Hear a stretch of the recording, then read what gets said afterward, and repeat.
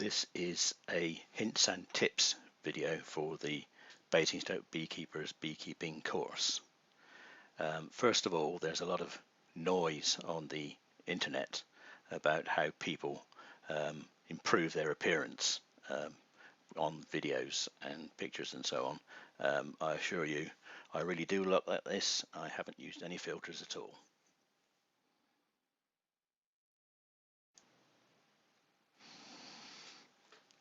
It has been said many times, at least by me, if you ask 3 beekeepers, you'll get 4 opinions. That is not as bad as it sounds. If the beekeepers are disagreeing over the right thing to do, it probably means that there isn't a consensus because it doesn't really matter. You just pick the advice you like and get used to whatever happens. So if people can't agree, just pick what you like and see how you get on. The first thing to consider is where you're going to keep your bees. If you keep them in your garden, then remember your neighbours have the right to enjoy their garden too. So your bees will need to be reasonably well behaved, and you need to keep on top of swarming. You don't want to give your neighbours bees they didn't want. If you keep your bees in an out apiary, then you'd still like to keep on top of swarming because you don't want to lose your bees, and you'd still like to have well-behaved bees because they won't be so nasty for you to work. If you've got an out apiary, then you need to remember to take everything, all the kit that you need with you. Otherwise, you could end up having to improvise some kind of protective clothing, as shown in this photo of what I had to get up to on one occasion. It's also a good idea to have things like a nucleus box with you so that you can get on top of swarming straight away rather than having to come back for a second visit. A useful point when siting hives is anonymity. Bees are surprisingly unobtrusive, providing people can't see the hive itself. So if you've got a hive in your garden, if it's not visible to the neighbours, they won't necessarily know you've got bees at all. Also, in out apiaries, less visible hives are less likely to attract the attention of thieves. A hive is comparatively portable and valuable, so theft of hives does occur. Better that your hive isn't visible in the first place. So these are the sorts of things that you will need to take along to your bees. First of all, obvious things: smoker,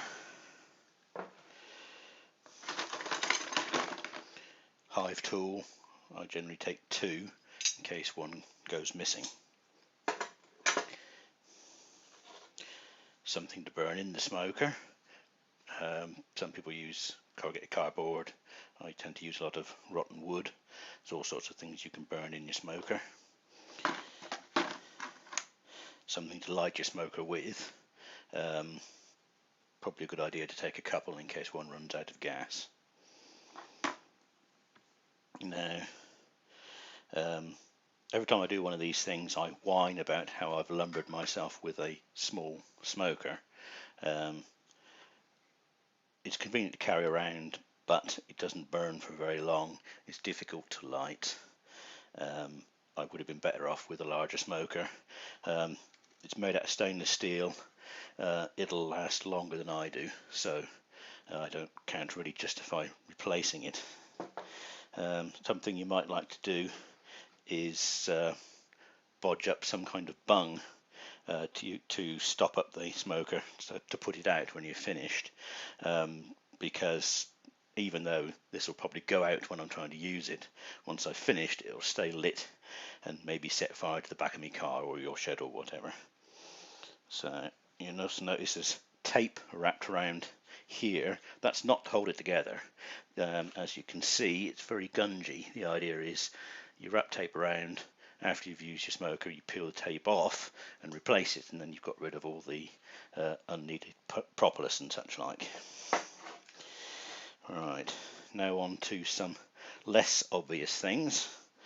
I take my phone with me, mainly because I use it for taking notes. Hive X has laying queen, hive Y, they've all gone, that sort of thing. The other reason I have out apiaries, if I fall down a rabbit hole and break my leg, or I develop anaphylaxis, I'll need to call for help. Another extremely useful thing to have in your kit, drawing pins. Very, very useful. You can use these to mark frames to indicate where you've found queen cells and so on.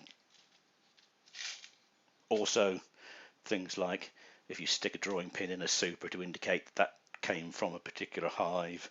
Another thing is if you're uniting hive colonies together, you put paper over the box and pin it down with drawing pins. Very, very handy. I have a bee brush. Don't use it that much because the bees don't really like it, but if you need to get bees off of a frame, for example, that's the sort of thing you want for that.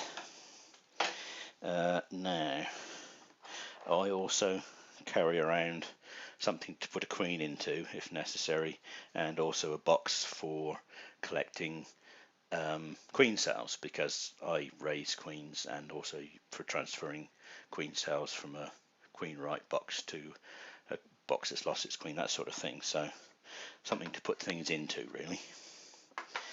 And also I carry around sharp things as a Stanley knife substitute, scissors. Again, that's for the sort of queen cell work that I do, cutting the queen cells off the frames without damaging them, that sort of carry on.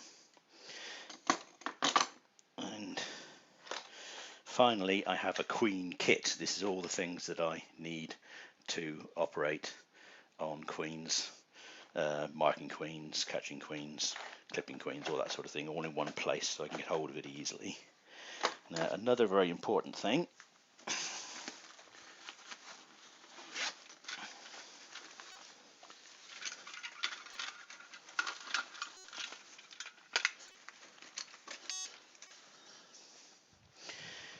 torch. There's modern LED torches which are very bright, as you can see, because you do need to be able to see eggs on the frames if you're ever going to do beekeeping, because you need to know if you've got a laying queen, and the best way to tell that is to see if there are eggs in the cells.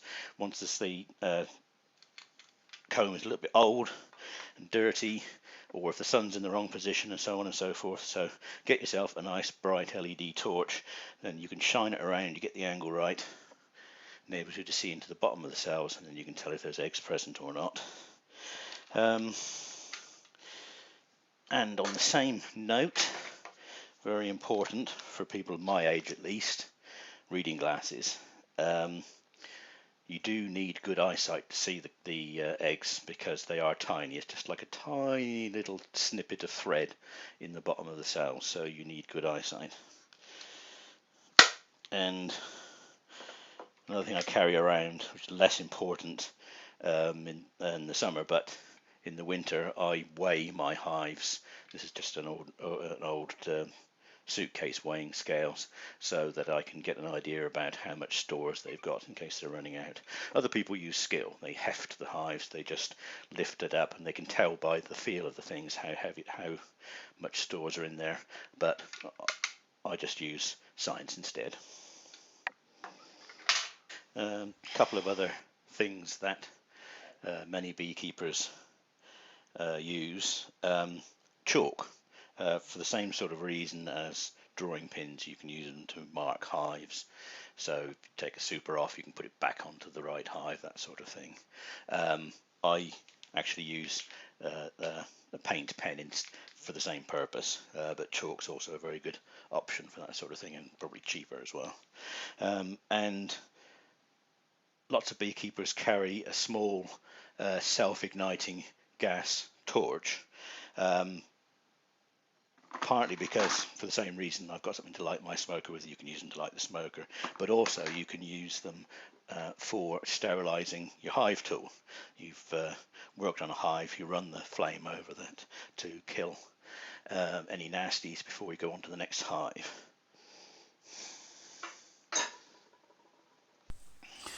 This is my queen kit, starting with Crown of Thorns queen catcher, named for obvious reasons.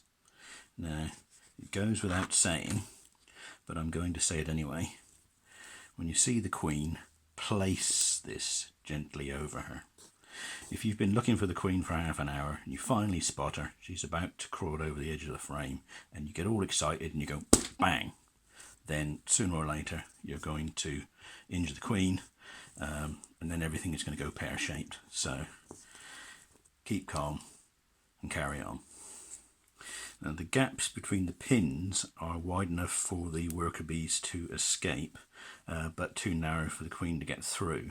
So what I do is I put the frame flat on the top of the brood box, and then I give it a puff of smoke, and that way the worker bees have got somewhere to go and you'll have less clutter on the frame. The other way of catching queens is with one of these hair clip queen catchers, mainly if you want to put the queen somewhere safe while you're doing something else, or if you're doing an artificial swarm, that sort of thing. Same applies. Place it carefully over the queen, close it slowly, make sure you don't catch her in any of these pinch points. Now, the Crown of Thorns queen catcher is mainly used when you want to mark and or clip the queen. So when you've chased away most of the worker bees, you apply gentle pressure to immobilize the queen, making absolutely sure you don't crush her. The paint pens need to be started, so you give them a shake and then test to see if the ink is flowing, and then you can mark the abdomen of the queen. Make sure you don't get any paint on her head. So mark the queen, let the paint dry for a little while, and then gently release her. There is a 5-colour colour scheme to tell the age of queens, but I just stick to white paint myself, because white paint and yellow paint are the best colours for making your queens visible in the hive. The red, green and blue colours not so noticeable. So providing you keep notes, you know how old your queen is, and you don't have to worry about the colour scheme, and you're not spending extra money on 5 pens that you'll only use once every 5 years. If you're going to clip the queen, then you need a pair of sharp scissors. The books mainly talk about round-ended scissors, but that doesn't work for me because the big round end blocks your view of the queen, and you do need to know what the queen's up to. She'll be sticking her legs up in the way, and if you snip off a leg or an antenna or whatever, then everything is going to go to pot. I suppose the idea is that they don't want you stabbing your queen with your sharp scissors. However, if you're so cack-handed that you're going to stab your queen, you probably shouldn't be trying to clip her anyway.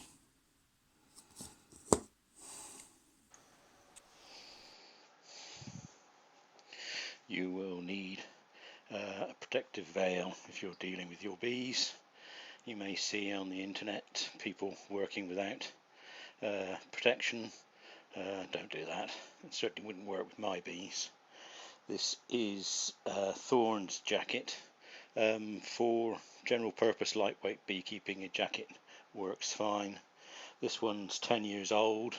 It's still in good nick, apart from the elastic, which is long gone.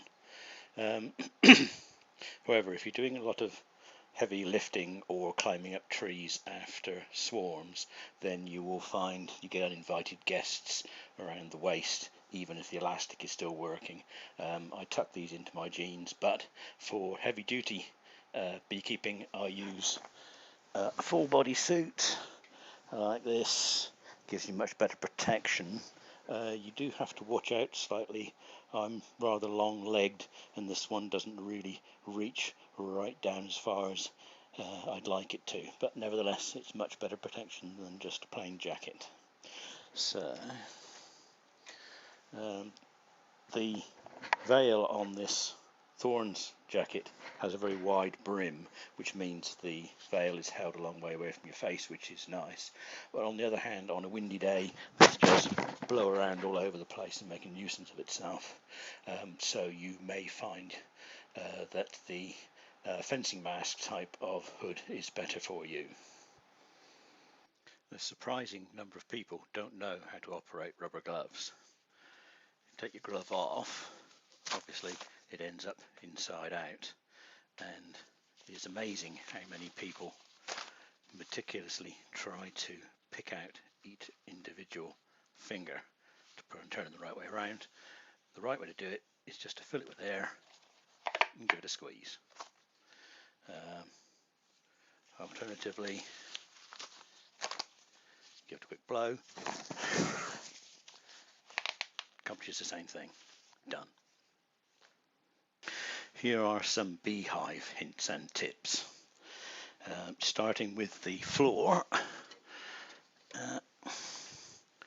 what you'll find with the entrance block is there's a tendency for it to end up pushed inside the hive, and then you're surrounded by angry bees trying to fish this back out. So put a nail in the board on either side so that the entrance block can't go in any further than where it's supposed to be. There we go. Next, brood box. Here in the south of England you need a larger brood box. Langstroth Jumbo, National 14x12 or commercial.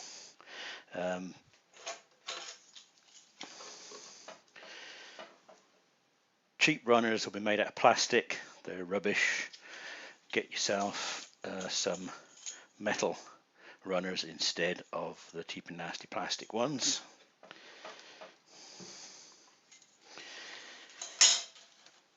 Similarly, the cheap plastic queen excluders don't really work. You're better off with a proper metal wire queen excluder. So that.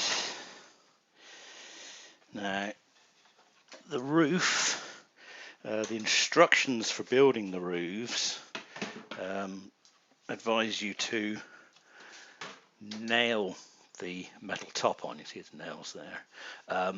It's quite difficult to drive a nail through the metal. You may pre-drill it, but even then you're damaging the galvanizing, so that's a spot where rust can start. A simpler and better solution is to glue the roof on using silicone instead. There we go. Now, when you're acquiring equipment, don't get pine.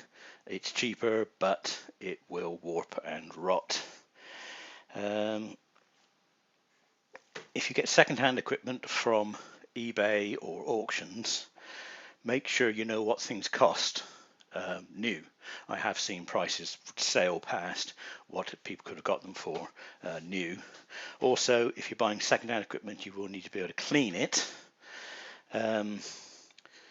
Don't use second-hand frames. It's not worth the puff, and you could be spreading disease into your colony. If you're buying new equipment, you probably need to stick to established suppliers rather than some bloke who's found out beekeeping is popular and is knocking things up in his shed, because they don't get the sizes right. I shopped around and found the cheapest bit of kit I could find, and it didn't go together properly. The bits were the wrong size, and for things like bee space it does have to be right, so stick to established suppliers. You don't want to mess with your bees any more than necessary. Opening up the box does disturb them, and it takes the bees a while to recover from being mucked about with. So you need to only open the box when you've got a good reason for doing that. For example, checking to see if they're planning to swarm. So before you start, have a plan, go in, do what you need to do as quickly and as gently as possible, and then close them up and go on your way. Opening them up just because you're nosy or curious or excited is not a good reason. When you come to inspect your colony, you'll find the bees have glued the frames together along here where they touch. Now, if you try to lever the frame vertically out of the box, it's very hard to break this glue line, and you could snap the lug off or maybe rip the top bar out of the frame altogether. Either way, that's disastrous. So what you need to do is you need to prise these apart horizontally first to break the glue line. What that looks like in the box is you stick your hive tool in and lever it like that.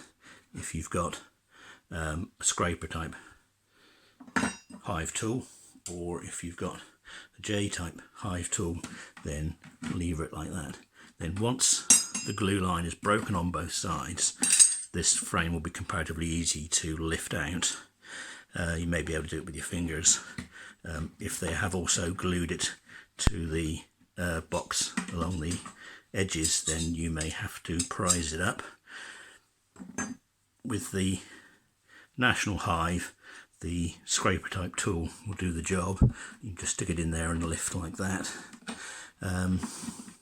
If you've got Langstroth type hives with smaller lugs, you are better off with the J type tool. And what you do is you put that edge there on the top of the next frame along, so it goes in like that and then lift up. You can get quite a lot of pressure like that, but don't be tempted to try and lift the frame straight out before you've cracked the glue line. It's generally a good idea to have at least 2 hives, because if you've got one hive, it's not doing well, you think, you don't really know. It could be the weather, it could be because there's something wrong with them, you can't really tell. If you've got these 2 hives, you can see if one of them is doing badly in comparison to the other.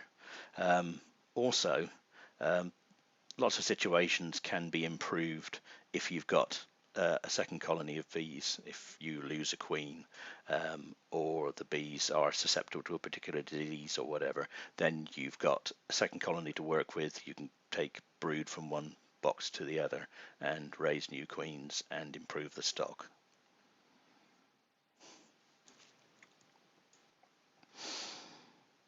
One way to acquire bees is to put out a bait hive.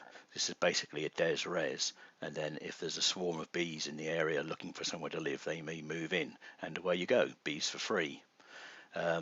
What bees like is somewhere where bees have been before, comparatively small cavity with a narrow entrance and quite high up off the ground.